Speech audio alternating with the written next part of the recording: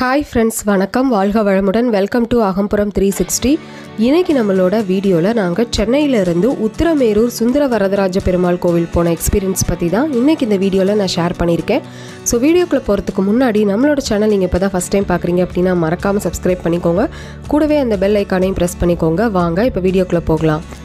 So Chennai to Uthiramerur வந்து பார்த்திங்கன்னா 90 kilometres distance வரும். நாங்கள் போன ரூட் வந்து பார்த்திங்கன்னா காஞ்சிபுரம் வழியாக, காஞ்சிபுரம் திருமுக்கூடல் அது வழியாக தான் நாங்கள் வந்து உத்திரமேரூர் போனோம். ஸோ இந்த உத்திரமேரூர் போகிற வழியில் பார்த்திங்கன்னா திருமுக்கூடல் அப்படின்னு சொல்லிட்டு அங்கே ஒரு டெம்பிள் இருக்குது அப்படின்ட்டு வந்து சொன்னாங்க. ஸோ அதையும் பார்த்துட்டு போகலாம் அப்படின்னு சொல்லிட்டு நாங்கள் அந்த வழியை வந்து எடுத்துக்கிட்டோம்.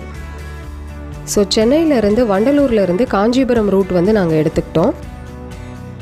ஸோ இந்த திருமுக்கூடல் வர்றதுக்கு நீங்கள் காஞ்சிபுரம் பைபாஸ் வழியாகவும் வரலாம், செங்கல்பட்டு பைபாஸ் வழியாகவும் நீங்கள் வரலாம். ஸோ ஒரு பர்டிகுலர் இடத்துல வந்து ரெண்டுமே ஒரு ரோடு வந்து ஜாயிண்ட் ஆகுது.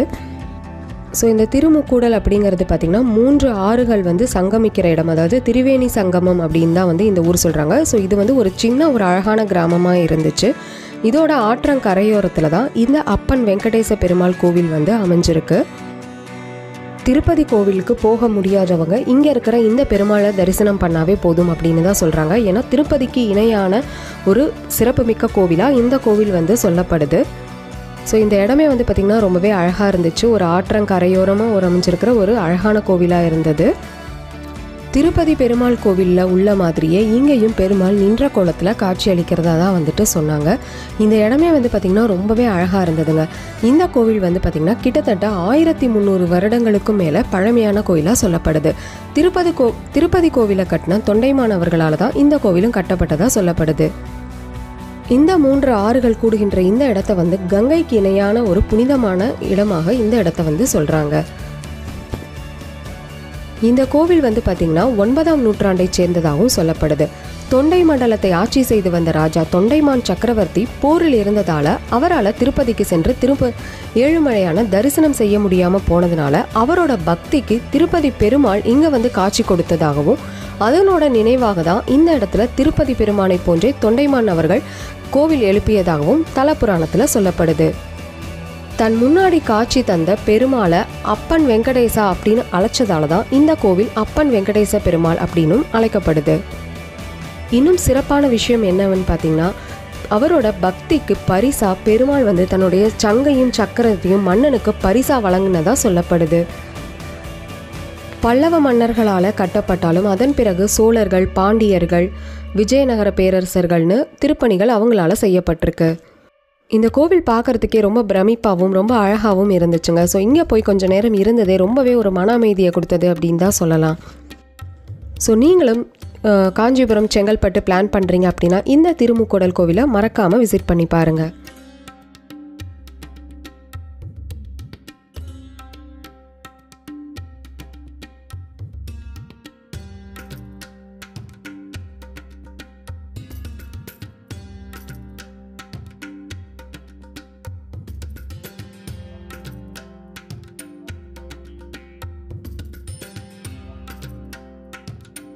அதுக்கப்புறமா நாங்கள் வந்து பார்த்திங்கன்னா திருமுக்கூடல்லேருந்து உத்திரமேரூருக்கு வந்து கிளம்பிட்டோம். ஸோ திருமுக்கூடல் டு உத்திரமேரூர் வந்து பார்த்திங்கன்னா 30 கிலோமீட்டர்ஸ் டிஸ்டன்ஸ் வரும்.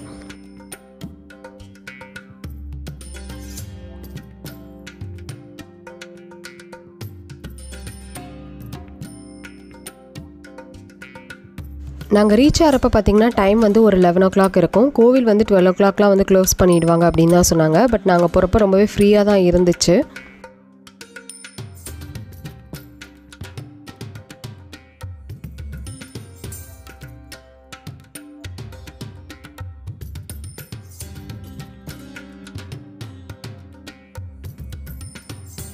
இந்த கோவில் முன்பாகவே பார்த்திங்கன்னா இந்த பெரிய தெப்பக்குளம் வந்து அமைஞ்சிருக்கு. இந்த கோவில் ரொம்ப ஒரு புகழ்பெற்ற கோவிலாக சொல்லப்படுது.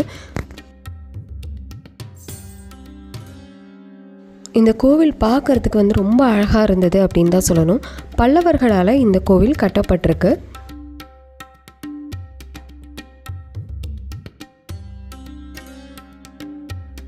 இந்த கோவில் 3 அடுக்கு கோபுரங்களை கொண்டதாக இருக்குது. தமிழ்நாட்டில் உள்ள மற்ற கோவில்கள் மாதிரி இல்லாமல் இந்த கோவில் கொஞ்சம் வித்தியாசமாக இருக்குது. ஸோ இந்த கோவில் மண்டபம்லாம் வந்து பார்த்திங்கன்னா ரொம்ப பழமையான கோவிலாக இருக்கிறத நம்மளால் பார்க்க முடியுது.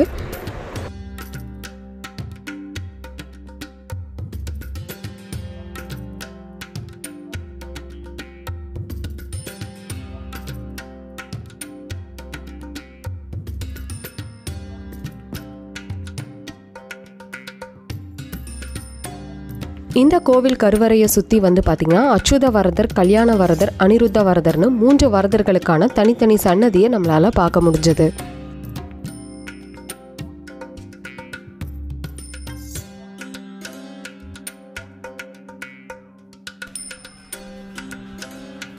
இந்த கோவில் மகாபாரதத்துக்கு மிகவும் தொடர்புடையதாக சொல்லப்படுது. ஏன்னா பீமர் வந்து இந்த கோவிலில் விஷ்ணுவை வழிபட்டார் அப்படிங்கிறத சொல்கிறாங்க.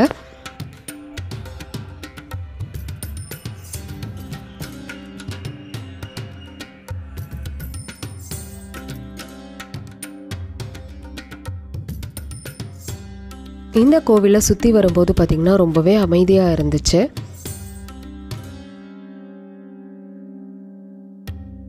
ஸோ இந்த கோவில் வந்து பார்த்திங்கன்னா 3 அடுக்குகளை கொண்டதாக இருக்குது. முதல் தளத்தில் வந்து சுந்தர வரதராஜ பெருமாள் வந்து இருந்தார். ஸோ அவரை வழிபட்டுட்டு நாங்கள் ஒரு சின்ன ஸ்டெப்ஸ் வழியாக மேலே ஏறி வந்தோம்.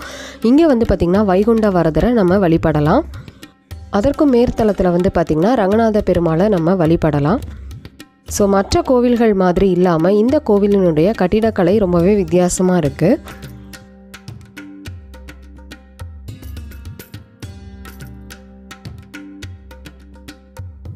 இந்த கோவில் கருவறையை சுற்றி வந்து பார்த்திங்கன்னா யோக நரசிம்மர், அதுக்கப்புறமா லக்ஷ்மி வராகர், இவங்களுக்குலாம் வந்து பார்த்திங்கன்னா தனித்தனியாக சன்னதிகள் வந்து இருந்துச்சு. இந்த கோவில் வந்து ரொம்பவே வித்தியாசமாக இருக்குது அப்படின்னு தான் சொல்லணும். ஸோ போகிற வழி வந்து பார்த்திங்கன்னா ரொம்பவே வந்து குறுகலாக இருக்குது. ஸோ நம்ம போகிறப்ப வந்து ரொம்பவே கவனமாக போகணும் அப்படின்னு தான் சொல்லணும். ஏன்னா படிக்கட்டுகள்லாம் வந்து பார்த்திங்கன்னா ரொம்பவே சின்னதாக தான் இருந்துச்சு. சுந்தர வரதராஜ பெருமாள் வந்து நின்ற கோலத்திலும், வைகுண்ட வரதர் வந்து அமர்ந்த கோலத்திலும், மேலே ரங்கநாத பெருமன் தூக்க நிலையிலும் இருக்குது. ஸோ ஒரே இடத்துல வந்து பார்த்திங்கன்னா விஷ்ணு, சிவன், பிரம்மா 3 பேரையும் வழிபடக்கூடிய ஒரு சிறப்பு வாய்ந்த தலமாக இந்த தலம் வந்து சொல்லப்படுது. இங்கேருந்து இந்த கோபுர தரிசனம் ரொம்பவே அழகாக இருந்துச்சு. ஸோ நீங்கள் உத்திரமேரூர் போகிறீங்க அப்படின்னா இந்த சுந்தர வரதராஜ பெருமாள் கோவிலை மறக்காமல் விசிட் பண்ணி பாருங்கள். இந்த வீடியோ வந்துட்டு உங்களுக்கு பிடிச்சிருக்கும்னு நினைக்கிறேன். வீடியோ பிடிச்சிருந்ததுன்னா லைக் பண்ணுங்கள், நிறைய பேருக்கு ஷேர் பண்ணுங்கள். மறக்காமல் நம்மளோட சேனல் சப்ஸ்கிரைப் பண்ணிக்கோங்க. தேங்க்யூ.